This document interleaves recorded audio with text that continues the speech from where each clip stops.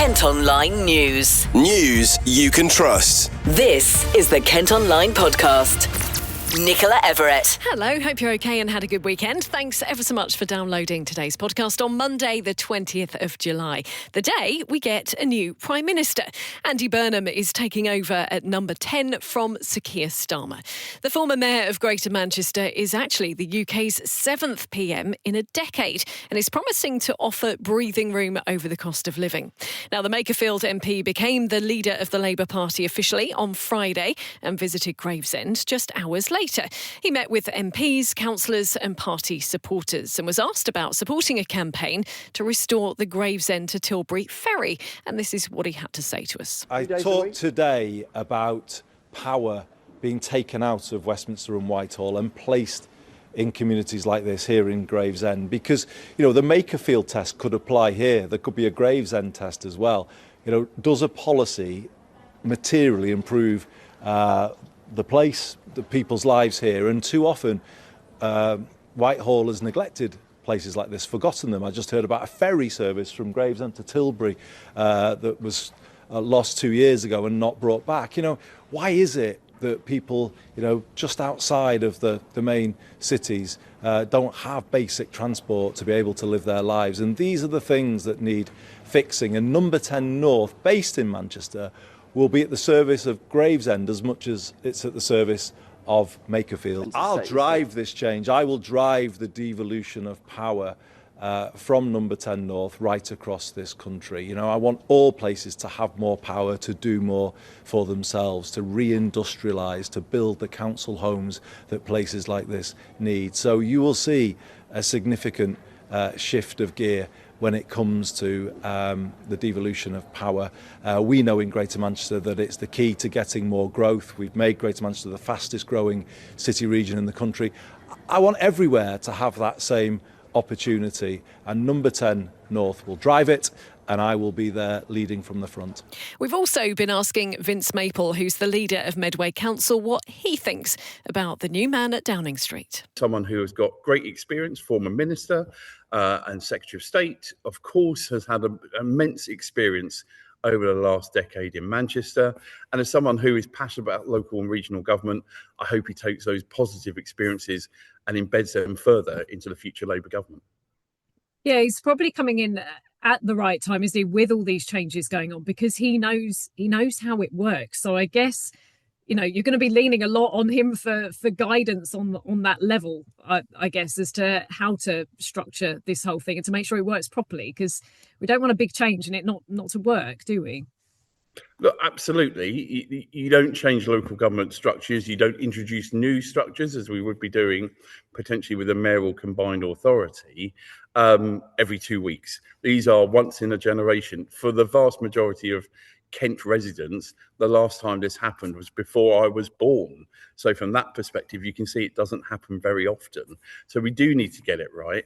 And I think Andy's leadership, particularly with his experience over the last decade, will add even more value as we move forward. I look forward to seeing whether we have a new Secretary of State or not. That will be a decision for him ultimately. But I've certainly enjoyed working with both Angela Rayner and Steve Reed under Keir Starmer's premiership. Meantime, the Conservative MP for Maidstone and Morling has announced she'll stand down at the next general election. Helen Grant says it follows major surgery and treatment for cancer 2 years ago, with now feeling the right moment to pass the baton. She was first elected in 2010 when she took over from the late Anne Widdecombe. Kent Online News. A convicted drug dealer who sexually assaulted a woman at a Kent prison has been placed on the sex offenders register. Hamza Deli was jailed in 2022 after being found with supplies of cocaine and attacked his victim at HMP Maidstone in April 2024. The 36-year-old from Mayville Road in Leytonstone has since left jail and has been ordered to do unpaid work. A Faversham man who stalked his ex-partner and even walked into her home while she hid upstairs has avoided prison.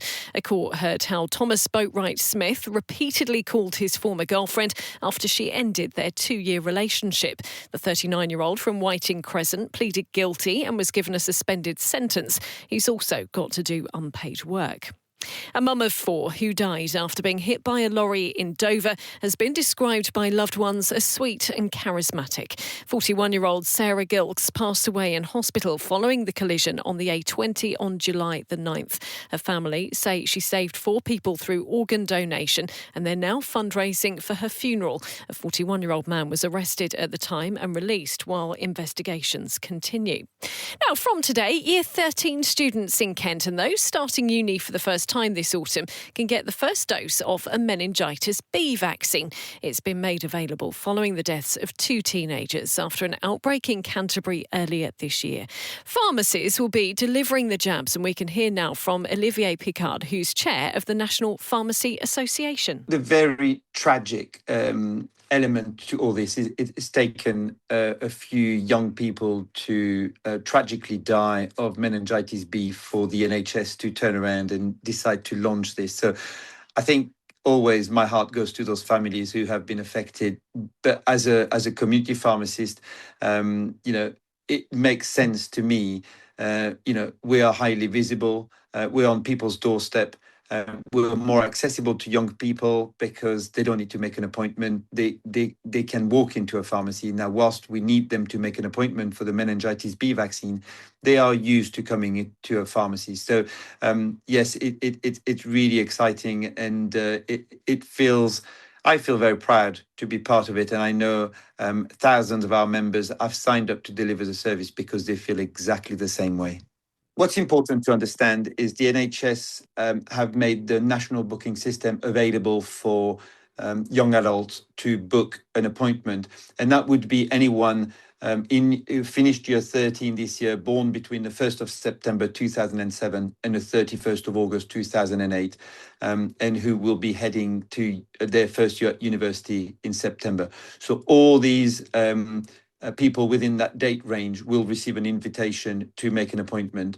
The NHS is extending that offer to other students outside of that age range who are either deferred university start by a year or 2 or getting onto further education.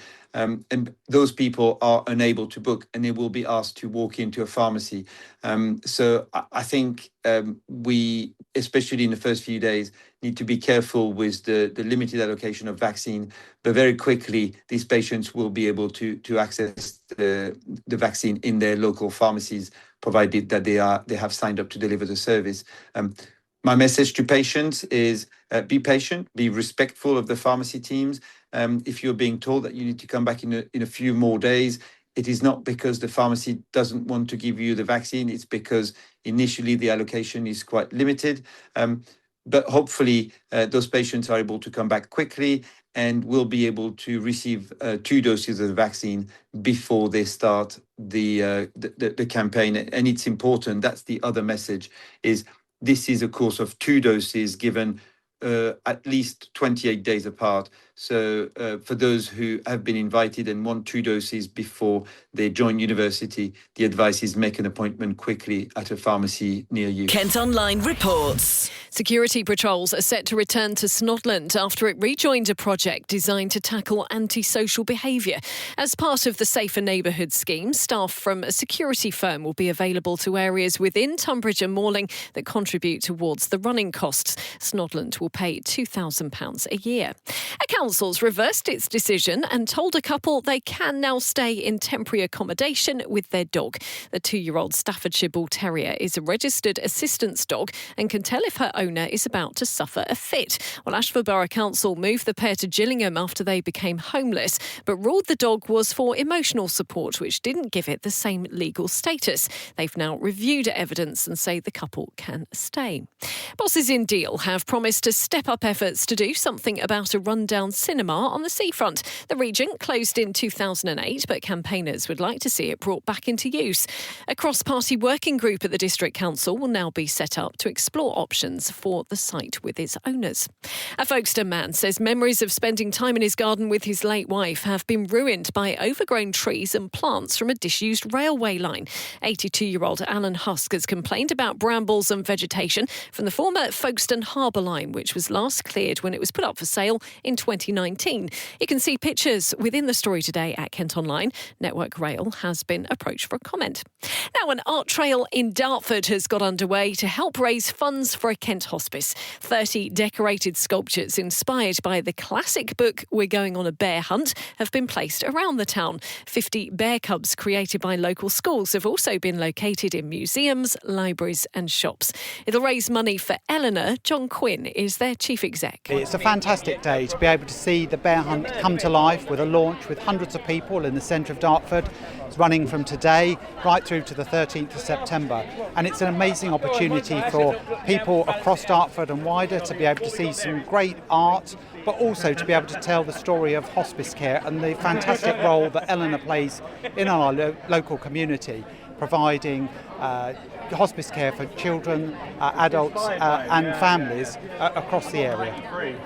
Because of this bear hunt, I imagine one of the key aims is to get young people, children, to know more about hospice care, to break down those barriers. Absolutely, it's a great way for us to be able to tell the story of what Eleanor does and the power of hospice care, but also what it actually means to children and the services we provide to children, to adults and to families. And it's not just about a hospice being somewhere where people go to die. It's much, much more than that. And the fantastic support that we provide to people in the home, in the hospice and beyond makes such a profound difference to so many people. And imagine We're Going on a Bear Hunt was chosen to help inspire. Absolutely.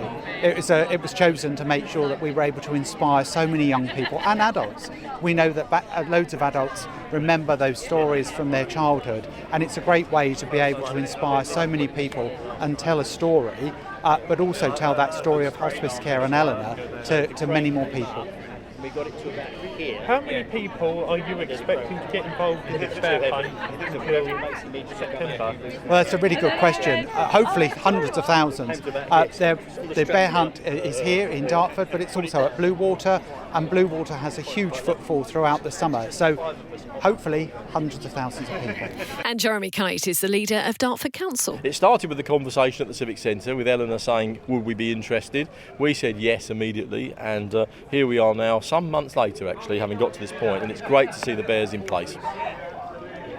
What will this mean for Dartford, the community, bring people together? Well, community is really important at Dartford, and we try to be a very different sort of council here in Dartford. For us, it's all about exciting people, civilising people, making them feel a part of a big community where things are happening. And so this was a perfect opportunity because it combines supporting a great charity, supporting great artwork, but also getting people to walk around the town and perhaps see things they haven't seen before. Dartford's an amazingly diverse place with lots of different environments and places to visit, and having a bear at each of them is a fantastic way of getting people involved. What are some of the outcomes you're hoping that will come from this event? Well, there's a very simple two outcomes I'm looking for. The first is cash for Eleanor. We do need to be blunt about this. Eleanor doesn't receive any state funding. They're an amazing organisation. They need to be supported. So everybody who cares about family, cares about community, please, please, please find a little bit of way of helping Eleanor through the bear hunt. And the other thing that needs to come from this, and this is crucial for us as a council, is smiles. We just want people to enjoy themselves. There's so much stuff going on in society that's kind of bearing down on people, if you pardon the pun. We just want to lift some of that and give people a smile. What's crazier than seeing 31 massive, big bears all over a town like Dartford? So that's what it's about, community, involving people. It's not about politicians and about what's going on in society and all these other ills and problems, people talking and rabbiting all the time. It's about families and friends and children enjoying themselves. That's what it's about. Kent Online reports. South East Water say supplies should now have returned to homes in West Kent who experienced disruption over the weekend. Up to 7,000 households in the Tunbridge Wells and Pembury areas had low pressure or no water at all. The companies apologised after previously blaming an instrument failure at a nearby treatment works. Talks are due to take place later, which could pave the way for a new sports pavilion being built to replace an arson-hit one in Swanscombe. The facility was torched in April, 2 years after it was closed due to being in need of repairs. Dartford Council is now hoping to team up with Ebbsfleet Development Corporation to build a replacement clubhouse. Our work to carry out essential repairs to the Guildhall in Faversham are due to get underway this autumn. A survey's found the Grade 2 listed building has a number of issues with the roof, windows, oak columns and stone plinths. It's set to cost around £250,000. A new indoor play centre for dogs has opened in Dartford. The Furry Funhouse is run by Jo Sloat, who's a former children's nurse, and she's been telling us how she came up with the idea to provide a safe space for dogs to socialise and take classes. Years ago I've been laughing with my friends about wanting to do a dog business, and so it kind of grew from there really. And yeah, at the beginning of the year I just decided let's give it a go. And here we are. I would say probably the last year I've really done all of the research, all the necessary courses that needed to be done, doing pet first aid and the canine welfare. And then we eventually secured the venue earlier this year and really went for it and pushed it forwards from there. I know that walking dogs can be difficult either through reactivity or not wanting to socialise, being nervous dogs, in season, all of those kind of things. So it's been really positive. I've had lots of positive reviews and lots of comments saying that, this has been a well-needed space. I don't think, obviously, I had quite anticipated that my little idea that I came up with was going to, be so well received. I'm hoping that we'll get our own little dog community as well, where everyone shares their thoughts about this place. I also would like to expand in terms of like the sensory calming groups, doggy birthday parties, and I mean I've even thought about doing a doggy cinema night. So you can come and watch a film and have your dog all snuggled up here under a blanket as well. So it's just nice to have a safe, secure place where you can share time with your dog that you wouldn't necessarily do in other environments. It opened officially earlier this month at the Base Point Business Centre, and organisers of the Canterbury Festival say they've got a bold and exciting new programme this year. The 2-week event in October will feature art displays, concerts, comedy shows and talks from authors. The first tickets go on sale today with general booking from next Monday. Kent Online Sport. Football, and it was a narrow defeat for Gillingham in their latest pre-season friendly. They were beaten 1-0 by Charlton at Priestfield on Saturday. Here's what boss Gareth Ainsworth had to say following the final whistle against the Championship side. Absolutely fantastic to see some of the young boys come on and get some first team experience. That's the first team game in a pre-season friendly, and brilliant. Really proud of them. Me and Pete were shouting a lot to try and make sure. I didn't want them to sit back. I wanted them to go and be brave and have a go, and they did, and we had some good chances there. The first 60 worked really well. I thought we look very solid. We knew we would be out of possession to it. It's Charlton Athletic. There's probably £8 to £10 million on that pitch from them. They've been bought players for £2 million and £3 million, and we haven't. And that's really encouraging for me. So yeah, some nice, I think, first looks at home at Gillingham for the new signings.